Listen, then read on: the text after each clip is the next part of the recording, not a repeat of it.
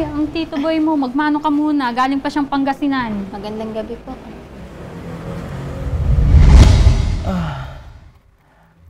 Sige.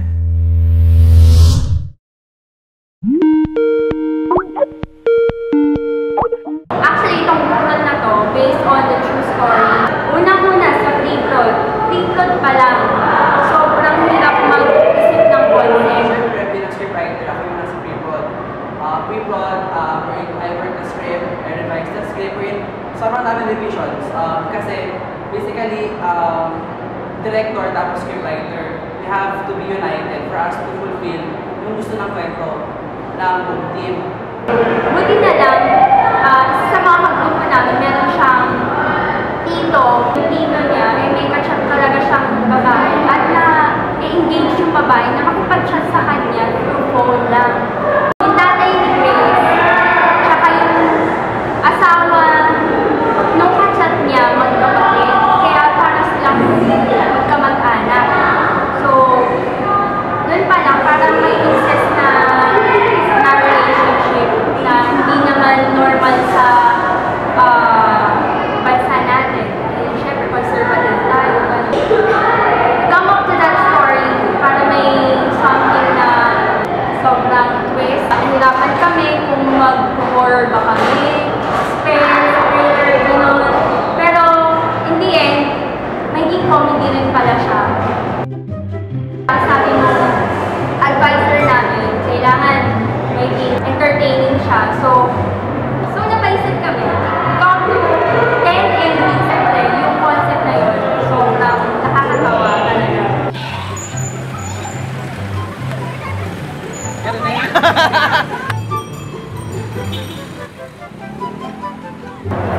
Natatawa kami kasi comedy, burol.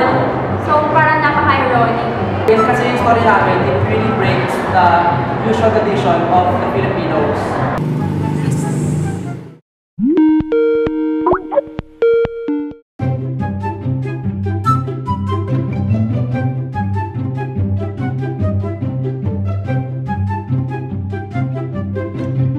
Kami kasi, nag-rent kami ng camera, ng lights, and kapag nag-rent ka pala nun, lagi is merong kasamang assistant. At dahil may assistant, sila yung mismo parang, sila mismo nag-handle ng camera. So kami ni Direk, ni Janelle, kami na yung parang nag-guide na lang na ganito po yung napag-usapan namin angulo dito, na gusto po sana namin, medyo wide shot yan, or medium shot, na gusto po namin, ito lang pong element na ito yung makita, gano'n.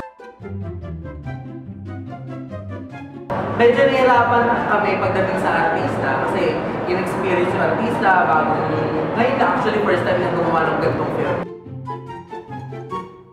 Nandun naman kami sa buron scene, tatlo lang kami nandun na nag-aayos, tapos kailangan namin magbuhat, kailangan namin mag-ayos ng buhat, kaya sobrang hirap, kailangan mag-multitask na parang matapos namin kaagad yung pag-aayos ni PD ng burol para sa saktong pagdating ng mga artista, wala na silang problemahin. Nakakapagod kasi yun nga, umpisa ka ng maaga, tapos sobra ka pang late matatapos. Tapos kami, na-experience ko yun, saan kami pupunta para lang makahanap ng props, para lang mag-provide yung gano'n.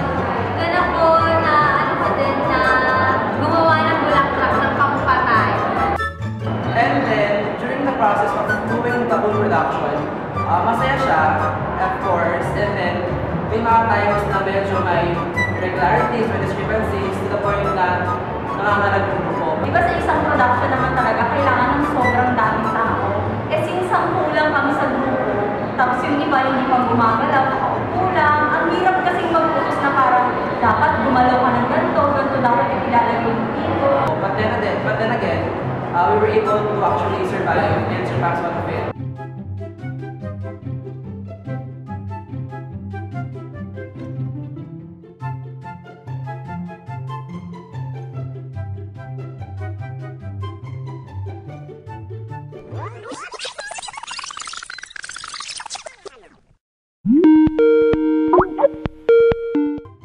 In the process of production, yung mismong shooting, yun, sobra kaming nangarag dahil simula pa lang ng araw,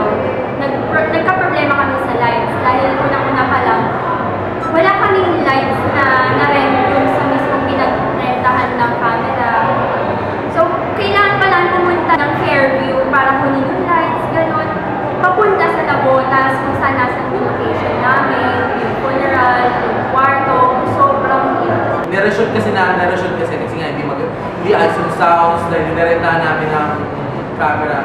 Medyo unprofessional yung take niya. Parang blessing in disguise na nasira yung audio namin. Kasi kung hindi nasira yung audio namin, hindi na kami magre-reshoot.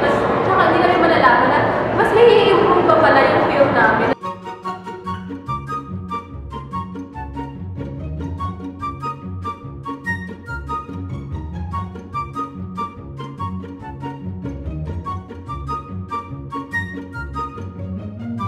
Naging malaking tulong din sa amin si Kuya Ken. Siya yung parang naging consultant namin, and at the same time, siya na rin yung medyo humawak talaga sa camera namin na sinabi lang namin na, Kuya, ganito po yung napag-desisyonan namin na angle, okay po ba siya?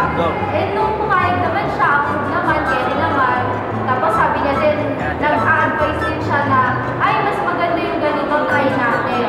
Medyo nahihirap din yung peg namin sa shoot, dahil lalo na nung sa management mismo ng funeral.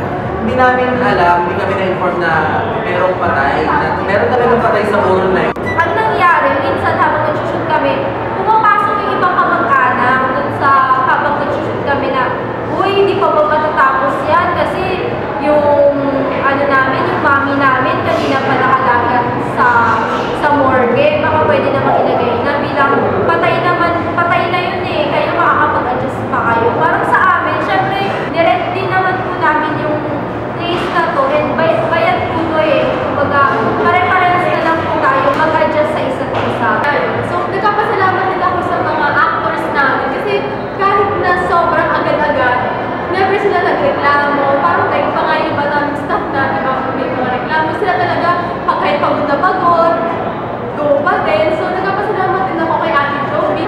Dahil unang-una pa lang yung mga sexual na scenes, sobrang hirap pa lang talagang gawin yun.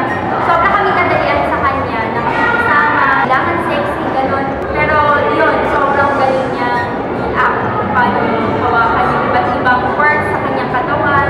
At hindi na rin ako nahirapan ng direction. Yun nga, kaya naman niya dalhin. And last, si Kuya Makoy. Yung mukha pa lang niya, sobrang nakakatawa na. Parang yung feeling na seryoso na mukha manyakis na ano, makakapagpatawa pala talaga sa film din.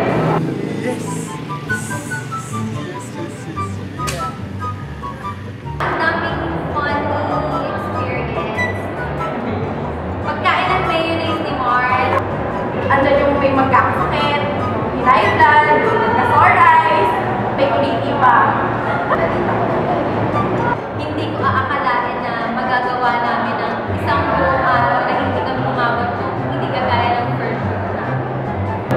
Actually, hindi naman kami nahirapan dahil with the help of our creative consultant, si Kuya Kay, hindi naman kami medyo nahirapan na kapag alam niyo yung tamang framework, something na makapagpaganda sa film. Kasi sa loob, when staff ng Ecstasy Production, kasi kita-kita ko talaga yung pagod, parang sweat and blood talaga yung ibinigay ng production. Malaki naman ang liwala ko sa mga grupo ko. Alam ko magagalit sila. Kaya, nakakabawa kami ng ganitong film. Kaya abangan nyo ang ating gawang